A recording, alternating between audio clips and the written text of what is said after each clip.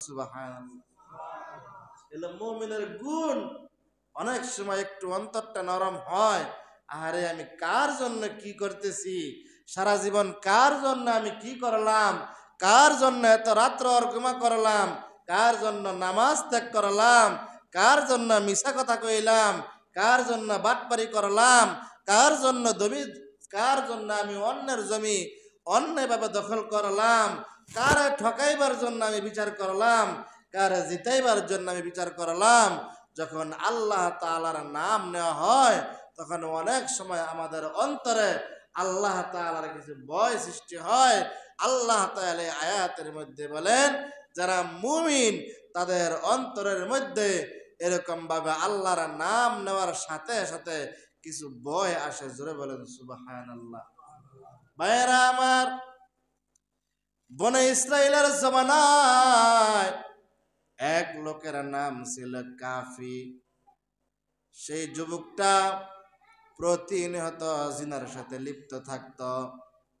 ওই এলাকার এমন কোন সুন্দরী নারী নাই যে নারীর বিছানায় সে অংশগ্রহণ করে নাই। অর্থাৎ প্রতি রাত্রে নতুন নতুন সুন্দরী নারীদের সাথে সে মিলামেশায় লিপ্ত থাকত, জিনায় লিপ্ত থাকত। এই লোকটার ডানে বামে কিন্তু ইসলামের প্রচার প্রসার ছিল। মুসা নবীর জামানায় সে ইসলামের দাওয়াত পেয়েছিল, কিন্তু লোকটা প্রতি রাত্রে ওই অঞ্চলের সুন্দরী নারীদেরকে নিয়ে প্রতি রাত্রে নতুন নতুন বিছনায় ঘুমায়। এমন কোন রাত্র নাই ওই লোকটা জিনার মধ্যে লিপ্ত হয় নাই। তৎকালীন সময় একজন নারী কিতাবের মধ্যে পাওয়া যায়, তার দুইটা ছোট ছোট সন্তান, ঘরের মধ্যে কোনো খাবারের ব্যবস্থা নাই, পাড়াপড়শি কেউ তাকে খোঁজ খবর নিতে চায় না।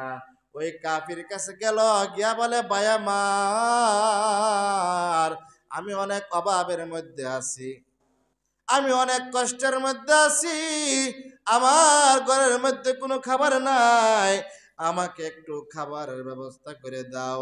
বলে, হা হা, আমি তো এই জন্য এখানে বসে আছি, তোমাকে খাবার দেওয়ার জন্য। বলে, তাহলে আমাকে কিছু অর্থ দেন, আমি এই অর্থ দিয়ে খাবার ক্রয় কইরা আমি নিজে খাবো, আমার সন্তানদেরকে খাওয়াবো। কাফি ডাক দিয়া বলে, ও মহিলা, আমি অনেক দিনের আশা আকাঙ্ক্ষা, তোমার বিছানার সঙ্গিনী হব আমি, সুতরাং তুমি আমার শর্তে রাজি হয়ে যাও। তুমি যদি তোমার দেখার সব কিছু আমাকে বিলিয়ে দাও, আমি তোমাকে টাকা দিতে রাজি, অর্থ দিতে রাজি। এই কথা শুনিয়া মহিলা ডাক দিয়া বলে, না ভাই, আমার উপাসে উপাসে না খাইতে না খাইতে আমার সন্তানগুলা মারা যাবে, আমি মারা যাব, তারপর আমি 2 নাম্বার কাজ করতে পারবো না, আমার দেহটা আপনার কাছে আমি বিলাইতে পারবো না। এই মহিলা বাড়িতে চলে গেল। গভীর রাত্র সন্তানগুলা ঘুম থেকে উঠিয়া মাকে ডাক দিয়া বলে, ও মা, আমাদেরকে খাবারের ব্যবস্থা হয়েছে নি? কথা কই কাটাই রে, আমাদেরকে খাবারের ব্যবস্থা হয়েছে নি? আমাদেরকে খাবারের ব্যবস্থা হয়েছে নি? বলেন না, না। একটু বড় ছেলেটা ডাক দিয়া বলে, মা, আমরা অনেক আশা আকাঙ্ক্ষায় ছিলাম, আপনি আমাদের জন্য খাবারের ব্যবস্থা করবেন। এবার মা আবার গেলেন ওই কাফির বাসায়। কাফির বাসায় গিয়া ডাক দিয়া বলে, ভাই আমার, তোমার কি একটু মায়া হয় না? তুমি আমার সন্তানের জন্য একটু খাবারের ব্যবস্থা করো।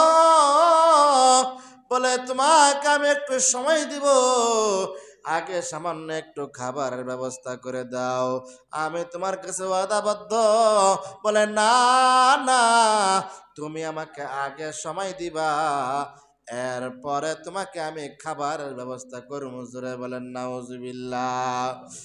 এই মহিলা আবার ঘরের মধ্যে আসছে, দেখে সন্তানগুলা না খাইতে খাইতে এমন অবস্থা, মৃত্যুর শয্যায় সজ্জিত হয়ে গেছে, না পারে আবার ওই কাফির কাছে গেছে। কাফির তো অর্থ সম্পদের কোনো অভাব নাই, আল্লাহ তাআলা তাকে অর্থ সম্পদ দিছেন, সে অর্থ সম্পদ গুলা বেলাইনে ব্যয় করতেছে। ভাইয়েরা আমার, এবার কাফিকে ডাক দেয়া বলে, ভাই আমার একটু সময় দাও, তো আমি চিন্তা ফিকির করিয়া তোমার সাথে আমি বিছনার মধ্যে যাব, একটু খাবারের ব্যবস্থা করে দাও। কাফি তেমন শক্ত মানুষ, বলে না না, বাকি কাজ করি না, আগে আমার সাথে বিছনার মধ্যে সময় দিবা, এরপরে আমি তোমাদের জন্য খাবারের ব্যবস্থা করব। ভাইয়েরা আমার, কিতাবের মধ্যে পাওয়া যায়, এবার মহিলা বাধ্য হইয়া 2 নাম্বার কাজের জন্য রাজি হয়ে গেছে। কারণ এই মুহূর্তে যদি তার ঘরের মধ্যে খাবারের ব্যবস্থা না হয়, সে নিজেও মারা যাবে, তার দুইটা শিশু সন্তানও মারা যাবে। এবার বলে আমি কোথায় যাব? বলে আমার বিল্ডিং এর কোনার রুমে যাও, সেখানে তুমি অবস্থান করো, তোমার পুরাতন কাপড় একটু পরিবর্তন করো, নতুন কাপড় পরিধান করো। কাপড়ের ব্যবস্থা আছে, কিতাবের মধ্যে পাওয়া যায় ওই বোন আমার নতুন কাপড় পরিধান করেছে, পুরাতন কাপড় খুলিয়া। এবার ওই কাফি তার নিজের চাহিদা পূরণ করার জন্য ওই রুমের মধ্যে গেলেন।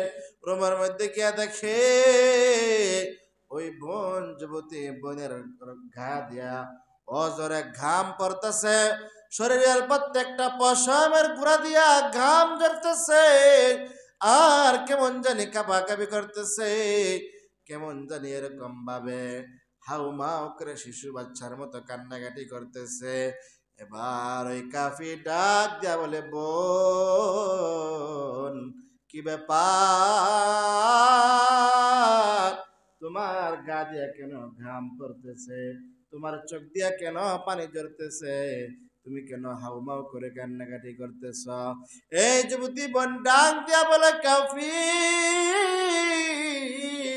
আজকে আমি অভাবের কারণে কবিরা গুনার মধ্যে আমি লিপ্ত হইতেছি। ও কাফি